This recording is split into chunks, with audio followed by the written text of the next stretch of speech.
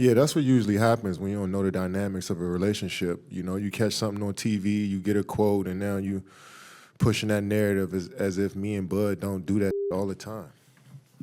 We competitive as two individuals who want to see things done the right way. And sometimes my way ain't the way that Bud want to do it, and vice versa. I wish they cut to that and slow-mo that when me and him come to a solution together and we smiling on the bench and we tapping each other on the chest and slapping hands hard. I wish they would post that on Instagram and Twitter and say, wow, this is leadership right here.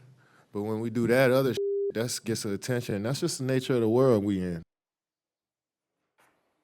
Okay, fair enough. The nature of the beast. Stephen A., your reaction to Katie's comments and what transpired during the game? He's 1,000% right in terms of what he said. It is the way of the world. Duh.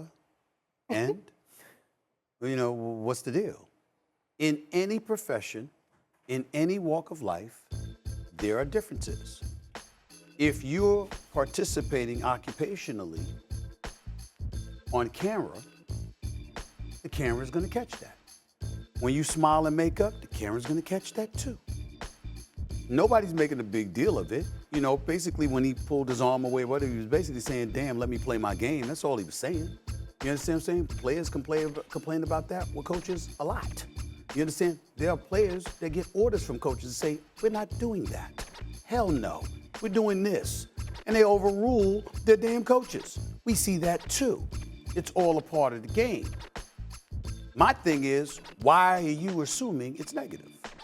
Like you pull your arm away. That's a great point. You pull your arm away and you speaking to Budenholzer about letting you play your game. Somebody pointing out that happened isn't a blemish or a knock against Kevin Durant. If anything, we looking at Budenholzer and saying, why don't you let him play his damn game? He's Kevin Durant. What the hell you doing? Leave that brother alone. You're 35, 36 years old, giving you 27 a night. You better sit your behind down and relax. You just got back into coaching, coach. You want to be out again? You better appease that brother. If anything, that's what anybody is thinking. And even that ain't negative. But you do have certain people that will take it as a negative, which was my point over the last couple of weeks when we were having these discussions.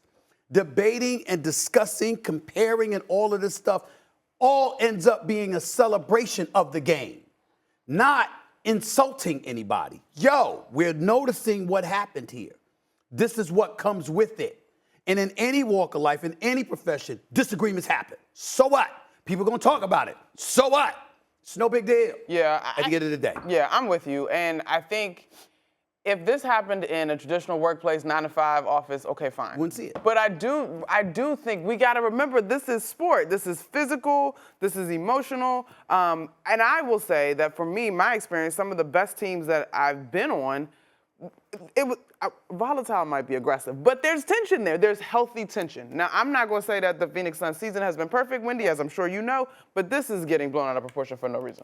Yeah, if you've sat near the court at a Suns game in the second half of the year, chances are you've seen Durant and Bud have one of these or two of these types of interactions. And the thing I like about this is that they kept talking.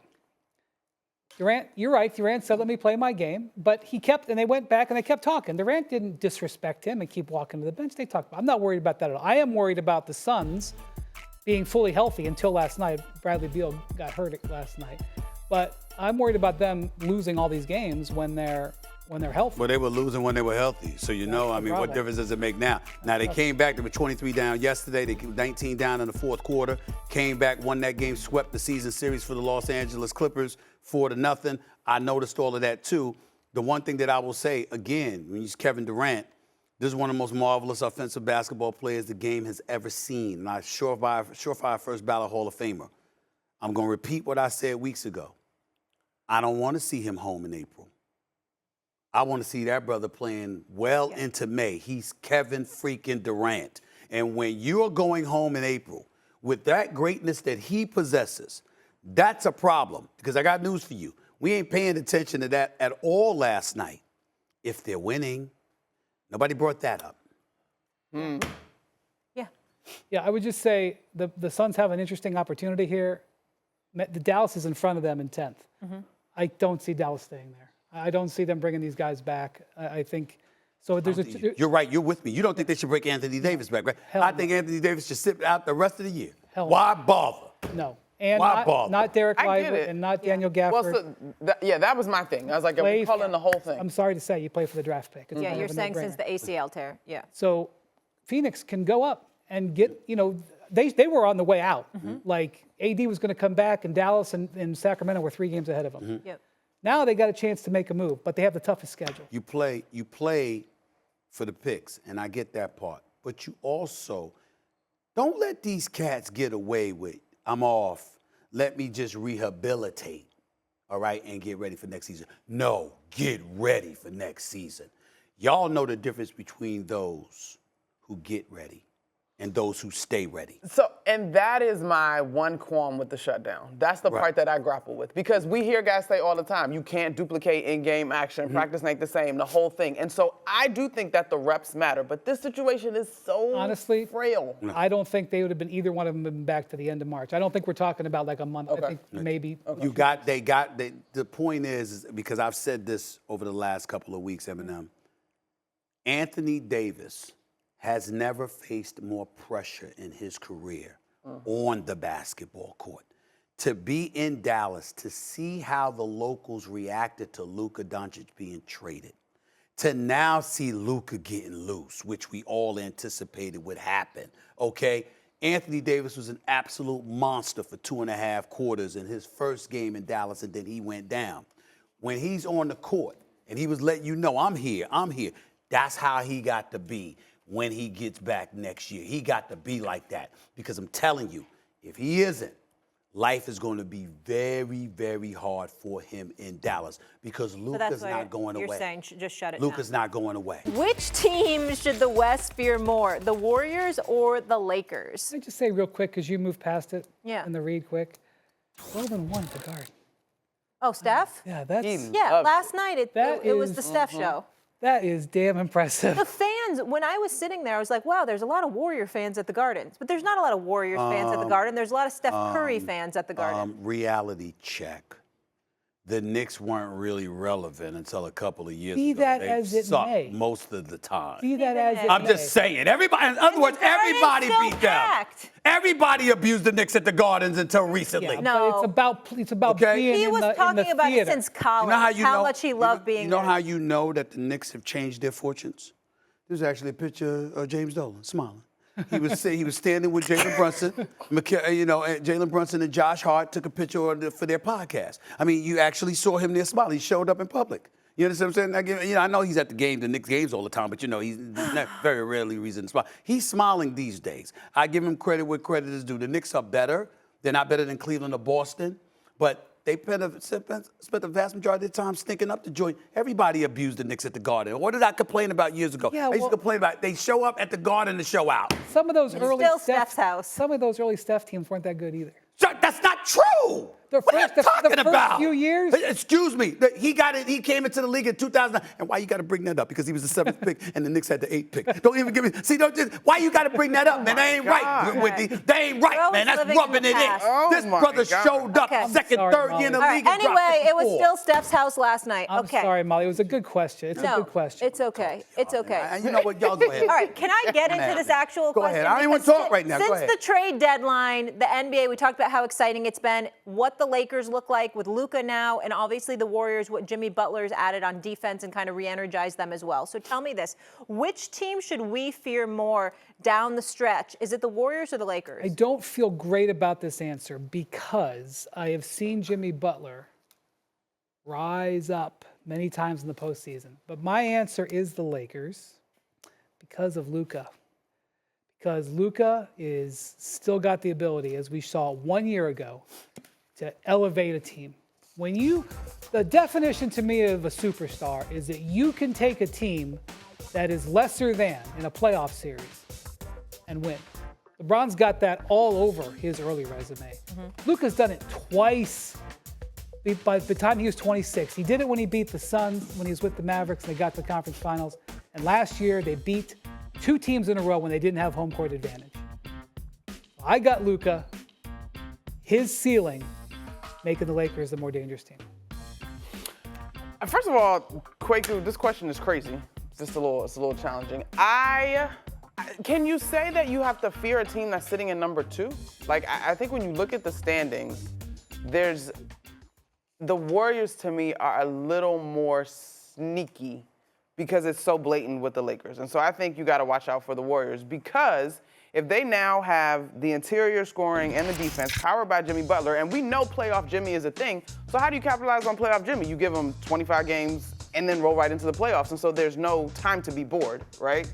I just think if they get, and to your point, Wendy, we talked about this earlier, they are also defending while we are marveling at the way the Lakers are defending. They are also putting it together, and I think the balance that they're developing around Jimmy Butler, the freedom for both Steph and Jimmy Butler, the ball movement we saw last night, I might be leaning Warriors on this one. My answer is the Lakers because of their defense, period. Having said that, because I know what Luka's going to give you, I know what LeBron's going to give you. What is their defense going to give you? That's the question. And I think that J.J. Redick and his staff have been answering that question. Can't say enough about the job that they're doing. Having said that, Wendy said something that I find very, very interesting, and I want to sort of like shift gears just a touch while Eminem is here.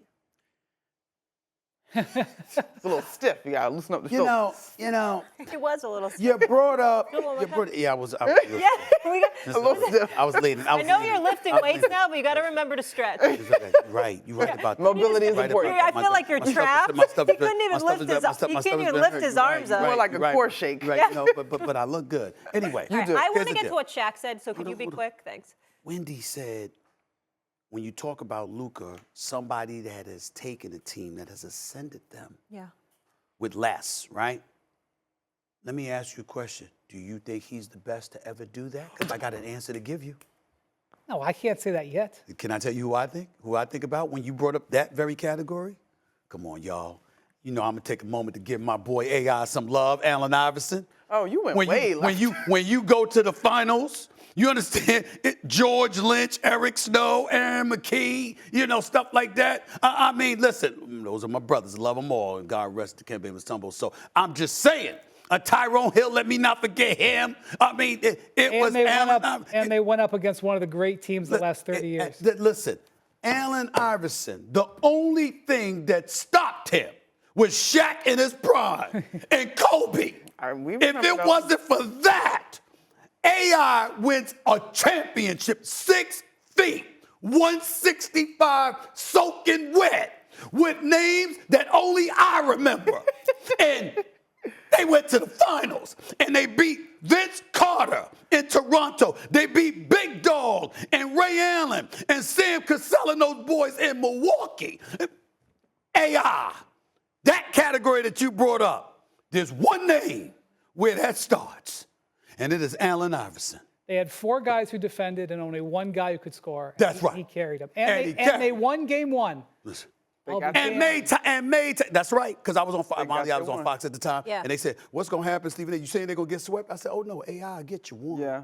That's what I said. I was famous for that quote. The city wanted me banned. They wanted me fired because I said the Sixers gonna lose Game 5 right at the Wachovia Someone wanted Center you in Philadelphia. banned? No. They wanted me banned. They wanted me believe fired. this story. I said, could you believe it? Should Steph be a part of the GOAT conversation? So I've thought about what Stephen A. has done the last couple of weeks in terms of defining it, right? Yeah. In terms of his accolades, his rings, the way he has changed the game, being the greatest shooter we've Longevity, ever too. seen, the longevity, the whole bit, yes. But when I look at the class of guys that MJ named, it's hard not to acknowledge the two-way nature of those guys compared to what Steph has been throughout his career historically. But when you talk about one of the greatest to play in that larger GOAT conversation, yeah, for sure. I mean, he's been a revolutionary at the point guard position, shooting guard position, whatever you want to call it.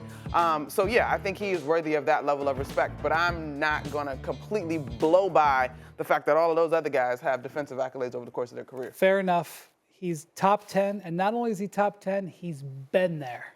Yeah. I'm going to give you this. Tim Duncan, Magic Johnson, LeBron James, Michael Jordan, Kareem Abdul-Jabbar. 5 list. 6 made on that list. 4 titles. 2 MVPs. 1 Finals MVP. You can draw different boxes to get different things because he's got a bunch of scoring titles, whereas LeBron doesn't. That's 6 names. And I know you can put some other guys in there too, but that's Just in his resume, top 10. My little nephew, he's right once every 5 years. Is he like a character on your show now? Don't do that, baby, like that. Listen, I love him, but he's my nephew. He's just on my No, damn he's not nerves talking the sometimes. little one. What? No. No, but No, not I'm the talking baby about one. I'm not talking. I'm talking about my nephew Josh. Yeah, I know He which just one. shows up here sometimes. Josh is like 30. He's the one. Fair. 36 actually, but he's the one that called. He's the one that I want to give him because he think he's 20. He think he's. I look. I 20. thought he was like. That's how you try to act. All right, I don't wouldn't say bash that. Josh. Come on. I'm just saying he's 36. He's the boy old. We trying to figure it out. Okay, so anyway, kid, the boy old, right? Here's the deal. He said. He's been saying for a long time, Steph Curry's the GOAT. He's not. But I will tell you this. He is the greatest Dana shooter. White's waiting. He's the greatest shooter God ever created. Number 2.